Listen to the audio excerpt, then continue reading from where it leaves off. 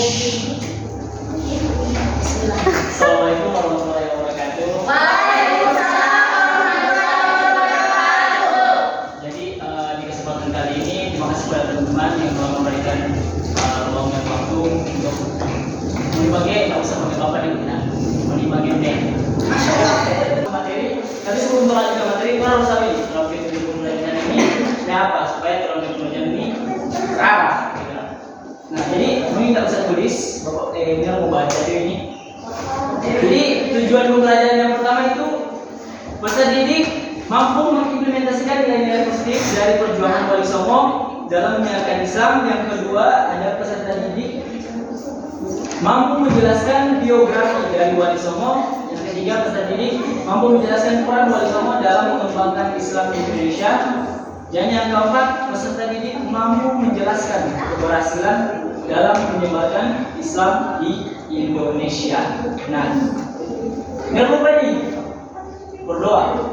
Jadi kalau dari inisiatif dari teman-teman, mau nggak mau dia harus tunjuk atau orang berdoa. Apa kira-kira? Dibuka pintu. Nah, pertama beliau buka pintu. Jadi dipersilakan kepada saudaranya, kepada adik Egi, pimpin doa Egi. Karena tidak izin kakak. Iya, doa mulai.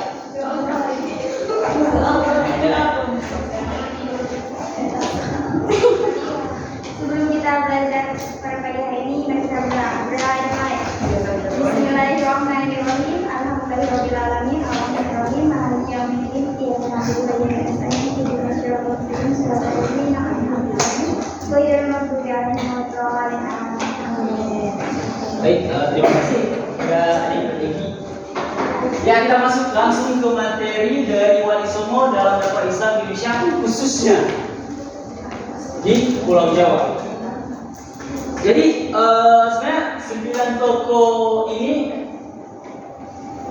dikenal dengan Wali Songo ini. Jadi menjadi Wali Songo ini cukup agak sedikit menarik karena banyak profesi ini. Sebenarnya belajar begitu deh. Jadi para wali ini berdakwah dengan mengkombinasikan ajaran Islam dengan kebudayaan lokal. Jadi sebelum kita masuk ke siapa sebenarnya wali-wali Songo ini, kita harus tahu ini. Sebenarnya wali Songo ini apa? Jadi wali Songo itu terbagi menjadi dua kata. Wali dan Songo.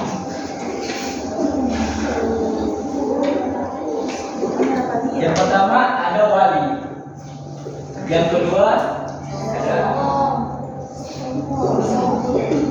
Ada yang tahu wali itu apa? Rojilan. Kamu ini tahu? Masuk pulau semua kok nih. Mari jalan. Jadi wali ini adalah orang yang ditugaskan, semacam orang yang mewakili begitu. Ini orang yang ditugaskan.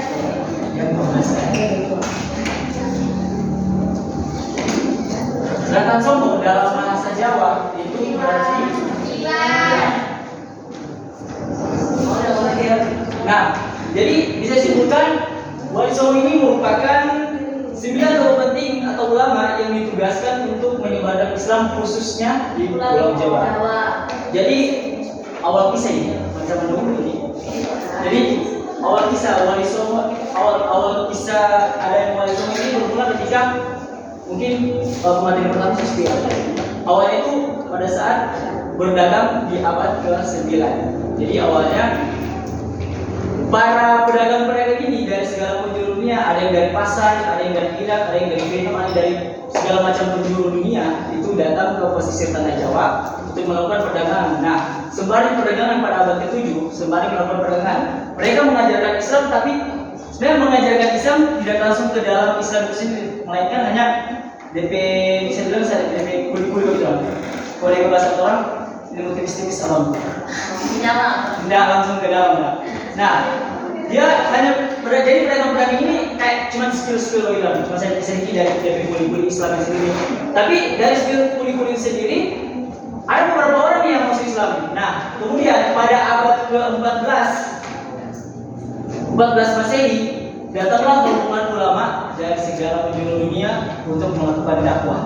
Nah, salah di rombongan ulama ini yang jadi cikal bakal ini ada Wali Songo.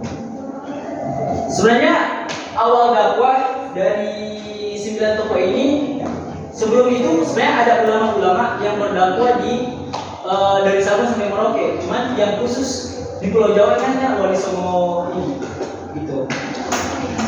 Nah, perlu teman-teman tahu. Jadi Wali Songo ini 9 ini dia tidak hidup di satu zaman. Dia hidup dari generasi ke generasi. Maksudnya ada fase-fase dan per tahun dia tidak bisa bertahun kok langsung ada Wali Songo ini.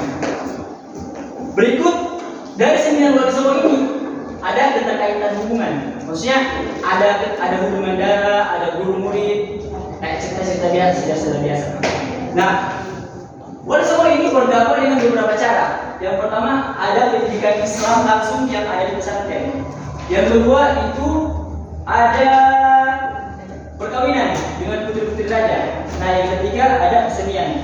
Nah, seperti Mati awal bilang, di dalam kesenian itu mereka selalu itu kayak selipkan nilai-nilai Islam.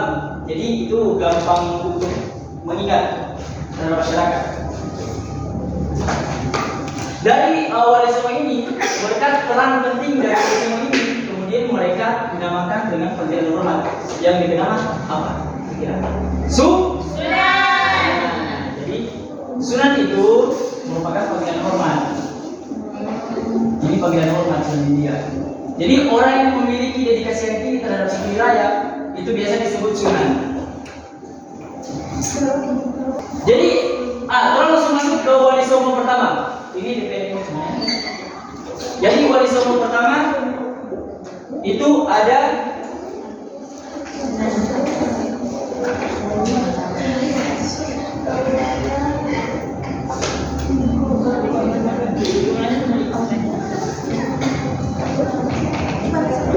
Nah,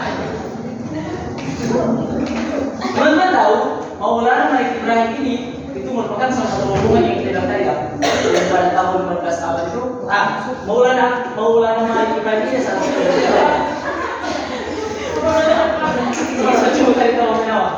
Jadi Maulana Malik ini salah satu rombongan di ulama-ulama pada tahun 14 Masehi tadi.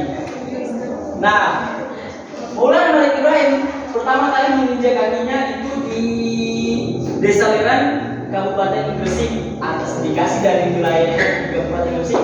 Kemudian ia dinamakan sebagai Gresik. Tapi Maulana Malik Ibrahim bagi Sunan Gresik ini bukan orang sembarang, dia merupakan keturunan Nabi. Dia keturunan Nabi Muhammad SAW yang ke-22. Awal mula pertama sekali dia menyebarkan Islam. Ada cerita sedikit. Awal mula pertama kali Malik Ibrahim atau Sunan Gresik ini menyebarkan Islam ketika dia menawarkan diri ke Raja Majapahit. Jadi bagi dia cerita. Jadi Raja Majapahit, kerajaan Majapahit itu dilanda masalah yang berat. Maksudnya dulu ini dilanda masalah kelaparan yang memang sangat-sangat memang orang bagi memang bermasalah sekali dari segi pangan, dari segi makanan, dari semua itu ambruk lah bisa dibilang. Itu diakibatkan karena perang yang dikenal perang Regrek, kalau tidak salah. Mungkin perang Regrek, perang di kerajaan Majapahit. Nah, akibat dari perang Regrek tersebut kemudian muncullah permasalahan. Nah, permasalahan ini kita dari permasalahan makanan, permasalahan kelaparan. Atas inisiatif dari Maulana Ibrahim atau Sunan Gresik ini, dia tawarkan diri nih Pak Raja Majapahit. Wahai Raja, apakah engkau ingin keluar dari masalahmu? Apabila engkau ingin, aku membantumu. Kalau enggak apa-apa dan tidak. Nah, tanpa berpikir panjang, Raja Majapahit pun langsung menyetujui bantuan tersebut. Yang pertama kali dilakukan oleh Sunan Gresik adalah dia membangun saluran irigasi kayak bendungan mitra untuk menghubungkan ke seluruh tanaman. Nah, dan cara itu berhasil. Pada beberapa bulan berikut, tumbuhan tersebut tumbuh dan beras-beras pun melimpah. Nah, atas dedikasi keberhasilan dalam membantu tersebut, dia pun sangat-sangat dihormati, terlebih oleh raja. Nah, dia pun langsung membangun pondok pesantren di sekitaran Raja Majapahit, di sekitaran kerajaan Majapahit. Iya. Dia membangun kayak kerajaan, dia membangun apa? Pondok pesantren di sekitaran Raja Majapahit. Nah, dari pesantren inilah banyak ulama-ulama yang berkuliah. Nah, di dalamnya itu ada 9, salah satunya mungkin ada di dalamnya ada Wali Songo. Seiring berjalan waktu, beliau berdakwah, kemudian dia meninggal dan akhirnya dia meninggal pada tahun 1419 Masehi. Masuk ke Wali Songo kedua yang bernama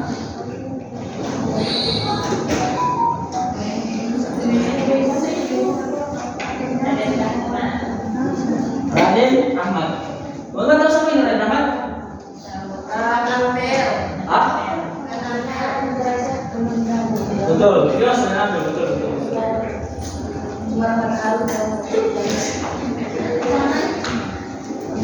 Jadi Raden Ahmad ini anak dari Maulana Malik Ibrahim.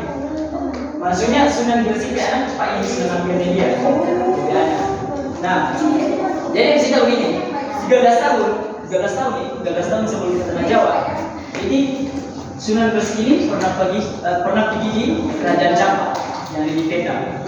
Nah, dari Kerajaan Campa itu dia berhasil mengislamkan nih sebagian dari masyarakat, hampir keseluruhan dari sebagian masyarakat, termasuk raja dari Kerajaan Campa ini. Nah, kemudian dia pun menikah dengan putri dari Raja Campa ini. Nah, dari pernikahan ini kemudian dikaruniai ini Sunan Ampir anak laki-laki.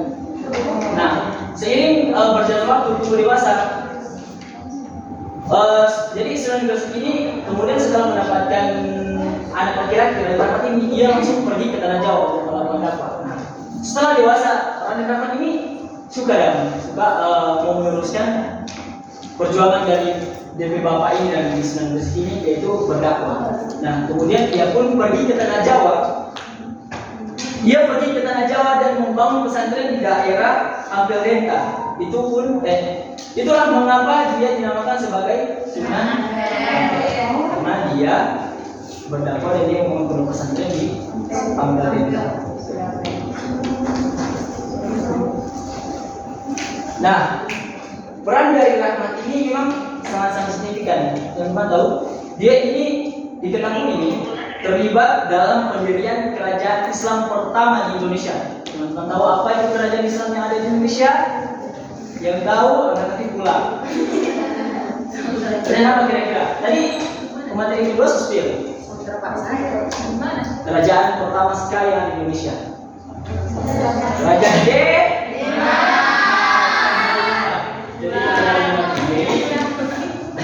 Jadi kerajaan Demak ini merupakan kerajaan pertama yang Indonesia, dan salah satu pendiri dari kerajaan Demak itu adalah Sunan Ampel pada tahun 1479 Masehi. Nah, kemudian setelah mengajarkan Islam, ia menikah dengan putri dari kerajaan Brawijaya yang bernama Nyai Ajeng Manila yang dikenali dengan Dewi Cendrawati. Nah, dari pernikahan ini dia dapat 2 anak. Dari pernikahan dengan Dewi Cendrawati ini dia mendapatkan anak. Nah, 2 anak dari Raden Ahmad ini merupakan 2 wali juga, 2 wali yang termasuk dari Wali Songo. Yang pertama ada Sunan Bonang. Yang kedua ada Sunan apa? Sunan apa? Sunan Jaran. Udah beliau? Beliau apa? Nah, kalau lanjut ke Wali Songo yang ketiga. Ada yang tahu Wali Songo ketiga siapa? Siapa? Sunan Bonang. Terus jalan beliau sana. Jadi yang ketiga ada Sunan Bonang. Jadi Sunan Bonang ini anak dari Raden Ahmad ini yang pertama yang saya bilang ya. Nah, kemudian Sunan Bonang ini diberi tugas untuk berdakwah. Dan teman-teman tahu dari asal usul Sunan Bonang? Teman-teman tahu? Asal usul Sunan Bonang ini bukan berarti dia mengajar di wilayah Bonang. Kenapa gitu? Nah, kita tahu itu. Jadi Bonang ini asal usul dari Bonang ini merupakan alat musik khas Jawa yang terbuat dari besi dengan kuning-kuningan ini. Bukan masker, tapi semacam gambaran. Tahu juga, mungkin teman-teman boleh cari. Nah, Bonang ini ia gunakan untuk media dakwah. Menurut dia, media dakwah dalam bentuk Bonang ini adalah salah satu hal yang kreatif. Nah, kemudian ia menciptakan lagu-lagu dalam berbahasa Jawa yang berlafazkan zikir, ayat Al-Quran, dan kisah-kisah Nabi. Dari sinilah kemudian masyarakat dengan mudah untuk memahami dan mengingat. Begitu. Nah, ada satu fakta menarik. Yang ini. Mau boleh jawab? Mau tahu Pembuati? Ya, lagu dari Cipta. Ya, Jadi Pembuati itu pertama sekali diciptakan oleh Sunan Bonang. pertama kali diciptakan oleh Sunan Bonang. Tapi yang dikeluarkan oleh Om itu dia. Tapi di Sunan yang dari Sunan Bonang ini dalam bahasa Jawa. Kemudian bukan dirubah, tapi diganti, bukan diganti, tapi lebih ke translate. nah nanti dalam bahasa Indonesia oleh Opik. Jadi begitu. Jadi Pembuati ini dari Sunan Bonang. Apa jadi? Nah, akhirnya Sunan Bonang ini terus berdakwah hingga akhirnya dia wafat pada tahun 1525 Masehi dan dimakamkan di Tuban, Jawa Timur. Nah, seberapa ini? 4. Oke.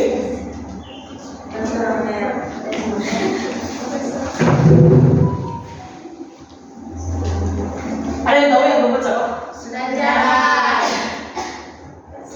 Sunan Giri. Kali jaga. Tahu ya? Raden Kosim.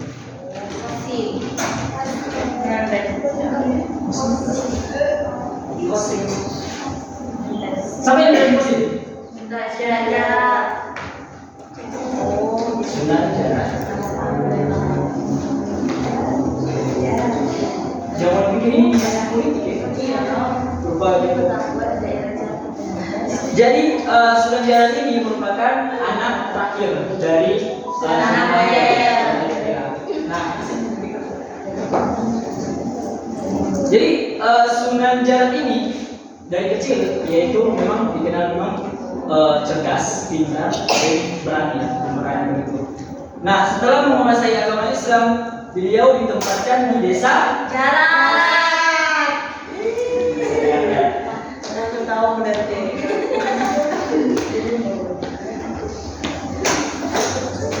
Itulah mengapa dia dinamakan sebagai Sunan Jaran. Jaran. Atas dedikasi di wilayah Jawa, wilayah Jaran. Kemudian di wilayah tersebut ia membangun sebuah pondok pesantren dan berhasil membuat banyak orang berguru kepada beliau. Nah, kemudian ada yang tahu nggak DP Media? DP Media dari dia berdakwah ini apa? Adro. Selain hadron, jadi DP Media dalam berdakwah itu wayang kulit. Akhirnya ia terus berdakwah dan wafat pada tahun 1522 Masehi di kota Lamongan, Jawa Timur. Nah, masuk ke 5. masih nggak timur, nggak usah. Ada yang bergabung siapa yang kelima? Sunan Kudus. Salah. Sunan Giri. Yang salah namanya Giri. Raden Paku. Asli Raden Ajeng. Yang masih bisa. Jadi Sunan Giri ini anak dari ulama besar. Ulama nama itu Syekh Muhammad. Siapa? Syekh Muhammad. Nah, kita. Saya juga mau cemburu.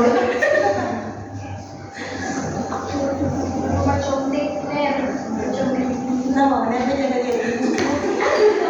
Syekh Maulana Ishak dengan istri yang bernama siapa? Dewi.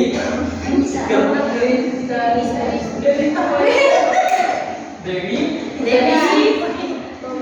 Kumaya. Itu apa ya? Udah.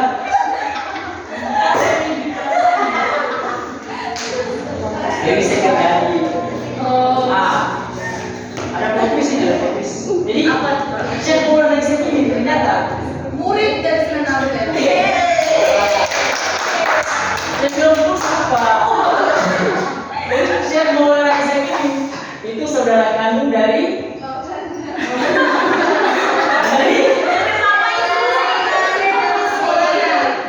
nah jadi Syekh Maulana ini dari saudara kandung ini Sunan Gresik. Maksudnya Sunan Gresik itu saudara kandung Pak Syekh Maulana.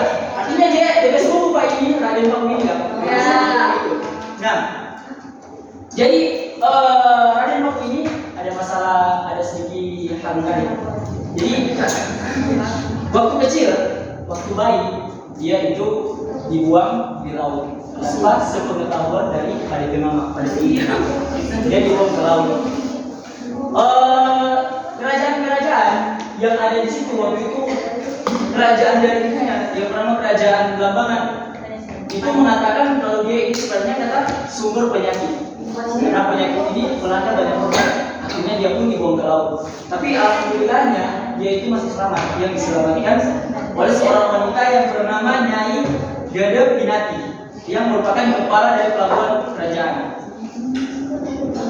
Setelah tumbuh dewasa, maksudnya Raden Paku ini kemudian diangkat anak Pak Nyai Gede Pinati tadi, angkat anak Pak Sunan Giri ini. Nah, setelah dewasa, dia pun berguru pada Om. Dia itu seperti Om. Siapa? Dia pun berguru ke Sunan Ampel. Nah, setelah berguru dan mendapatkan banyak ilmu yang telah dikuasai, kemudian ia pun ditugaskan di wilayah perbukitan apa? Perbukitan Giri. Kenapa dia Sunan Giri? Karena dia ditempatkan di perbukitan Giri. Nah, sudah. Orang lanjut yang ke?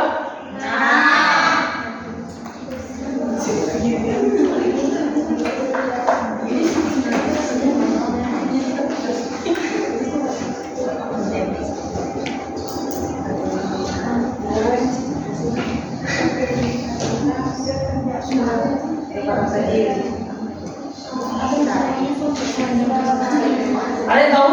Mari kita masuk ini siapa? Sunan Kudus. Cuma itu setiap ada orang kamu.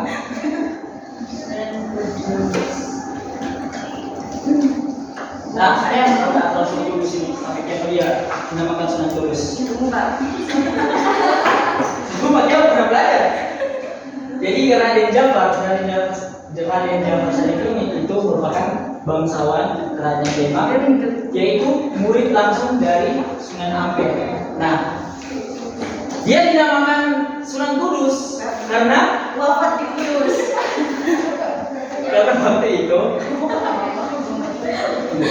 karena waktu itu dia itu menikah di Kudus.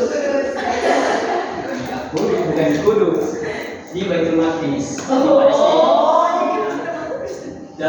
Dalam menikah ilmu ada salah satu peristiwa yang ia mampu mencarikan solusi dari sebuah penyakit. Jadi waktu itu Palestina itu dilanda sebuah penyakit.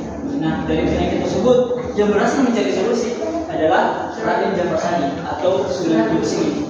Atas dedikasi dari keberhasilannya untuk mencari solusi dari satu permasalahan, kemudian ia dihadiahkan Palestina ini kasih hadiah di Pak Sunan Kudus satu wilayah kekuasaan seperti yang kita pakam Sunan Kudus ini. Tapi Sunan Kudus ini tidak semata-mata langsung terima dan mari kita jatuh wilayah kekuasaan. Tidak, tapi dia suka Sunan Kudus ini Palestina memindahkan wilayah kekuasaan yang ada di Palestina itu dipindahkan di tanah Jawa karena asal mulanya dia di tanah Jawa. Nah, hal tersebut pun disetujui. Palestina setuju nih. Palestina bilang, oh iya, tidak apa-apa. Kalau pindahkan ke tanah Jawa. Ia pun pulang ke tanah Jawa dan akhirnya ia berdakwah di wilayah yang dihadiahkan oleh Palestina tadi. Nah, wilayah tersebut dinamai dengan nama Kudus. Kudus. Nah, itu nanti asal usul sampai sampai Kudus. Nah, jadi Kudus ini diambil dari nama kota yang di Palestina. Apa dia? Ah? Siapa di Palestina nama kota Kudus? Kudus di Palestina. Dia diambil dari nama kota Al-Quds. Oh, Kudus jadilah Kudus. gitu. Sejarah sini tuh sama kita malah ada pertanyaan. Ada di gua. Diskusi. Kalau ini kalian tujuh deh. Tujuh. Siapa kira-kira? Hah? Nen tak lagi betul. Ner mau tanya, Ner. Raden Sakit. Silakan. Itu Sunan Derajat atau Sunan Jarat atau Torah Sunan Derajat? Derajat. Derajat. Derajat Sunan Jarat ya. DJA. Derajat. Pemohon publik. Oh iya derajat. Taiko. Mawar. Oh. Apa tadi kata?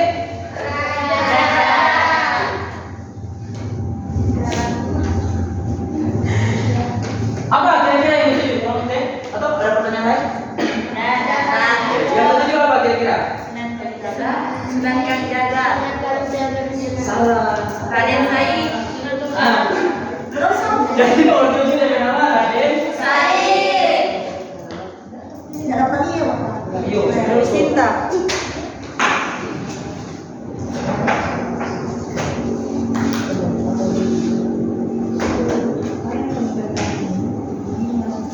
Atau Sunan Kalijaga.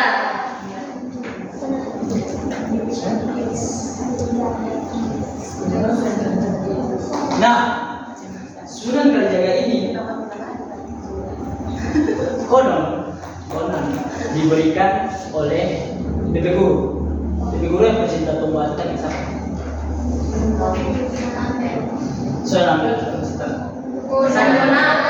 Jadi DP nama Sunan Kalijaga ini ada DP Guru yang kasih pecinta. Yang DP Guru ini DP nama Sunan Bona. Saya pecinta tumbuhan tadi lewat.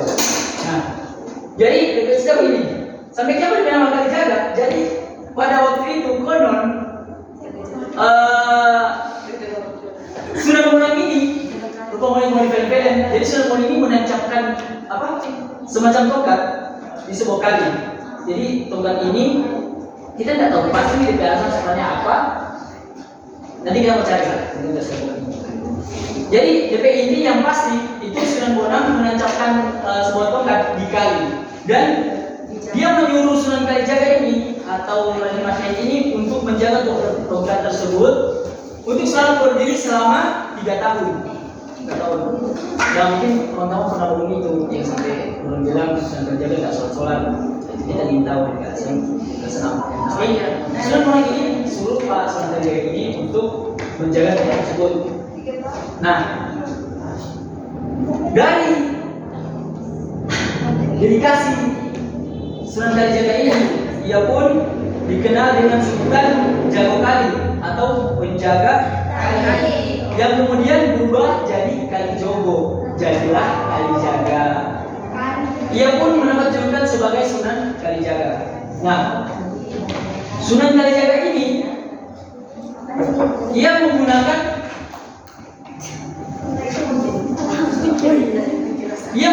seni wayang dan gamelan dengan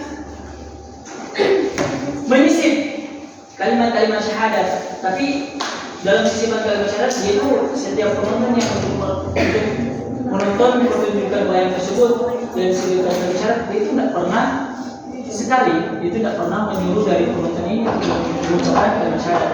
Karena Sunan Kalijaga ini lebih mau itu masyarakat itu masih Islam melalui dari hati. Jadi dia tidak anjurkan dan dia pernah menyuruh untuk selalu mengucapkan syahadat di setiap pertunjukan. Nah, kemudian di dalam pertunjukan wayang kisah Mahabharata dengan Ramayana? Tahu? Nah, tapi kisah Mahabharata dan Ramayana ini diganti oleh Sunan Kalijaga dengan cerita pahlawan-pahlawan Islam. Begitu. Jadi itulah mengapa Sunan Kalijaga ini disebut-sebut dikenal sebagai wali yang memiliki dampak paling besar. Boleh tahu kan? Beberapa orang paling sini paling tahu, yang tahu cuma Sunan Kalijaga karena Sunan Kalijaga dia paling tahu. Nah, itulah mengapa kemudian dia disebut sebagai memang paling berpengaruh. Paling banyak sekali orang wali. Nah, seiring berjalan waktu, hari demi hari dia berdakwah, akhirnya dia wafat. Dan wafat pada tahun 1513 dan dimakamkan di daerah Kadilambu di Demak, Jawa Tengah. Oke, sudah? Ada pertanyaan? Tolong masuk ke nomor 8. Mana tebak? Ada yang boleh tebak? Yang ke-8 siapa? Raden Umar Said. Terus sekali itu. Dia lupa. Sudah kemudian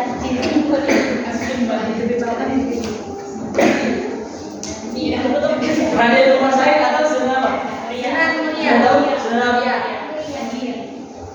Sunan Muria.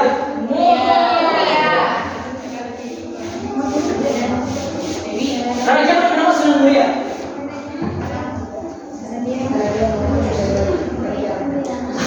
Terus sekali. Dari gunung, Pak. Jadi Raden Umar Said ini anak dari Sunan Kalijaga. Sunan Kalijaga. Jadi Sunan Kalijaga ini punya istri yang bernama Dewi Saro. Jadi Raden Umar Said ini dia selalu melakukan tugas aktivitas dakwah itu di Gunung Muria. Itulah kenapa dia dinamakan sebagai Sunan Muria. Sunan Muria ini mengikuti media dakwah seperti ayahnya. Apa kira-kira DP? Wayang. Dia menggunakan wayang sebagai media dalam berdakwah. Jadi Sunan Kalijaga ini dalam berdakwah dia itu fokus ke masyarakat sosial. Maksudnya sebarang orang dia dakwah. Yang penting tidak secara memaksa. Karena kafir Islam tidak begitu. Tidak begitu konsep. Jadi Sunan Kalijaga ini berdakwah secara umum, tetapi Sunan Muria ini dikenal dengan tokoh yang dekat dengan masyarakat kecil, yaitu berdakwah kepada orang-orang yang tingkat finansial itu rendah. Maksudnya kayak pedagang, kayak petani, kayak nelayan. Dia itu berdagang, dia itu mengajarkan Islam bukan khusus ya, tapi lebih ke masyarakat kecil. Itulah mengapa dia disebut sebagai tokoh ulama yang memang dekat dengan masyarakat kecil. Kemudian seiring berjalannya waktu, dia pun wafat pada tahun 1551 Masehi di Gunung Muria. Nah, masuk ke terakhir 9. Ada pertanyaan?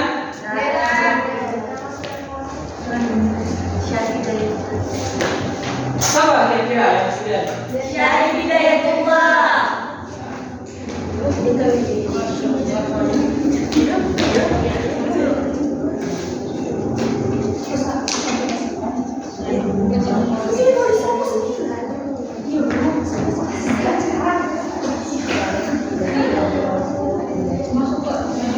Jadi Syarif Hidayatullah ini atau biasa disebut Sunan apa?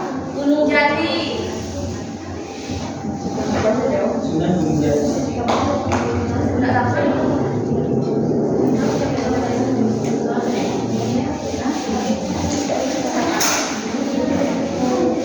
Jadi Syarif Hidayatullah merupakan bangsawan dari kerajaan Pajajaran. Ia melakukan aktivitas dakwahnya di Gunung Jati di Cirebon. Dan ia pun dikenal dengan nama Sunan Gunung Jati. Nah, akibat dari keberhasilan dakwahnya, pada tahun 1525 ia berhasil mendirikan kerajaan Islam. Nah, kira-kira kerajaan Islam apa yang Syarif Hidayatullah bangun? Tadi sebelum kita mengatakan Suspil. Kerajaan yang ada di Banten dia. Kerajaan Banten apa?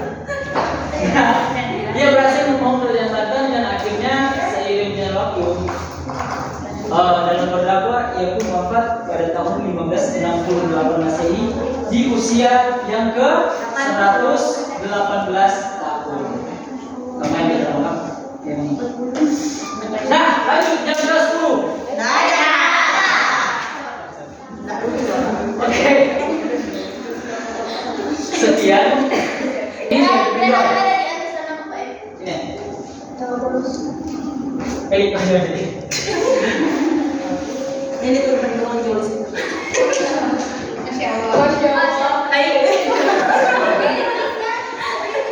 Sunan sampai ini.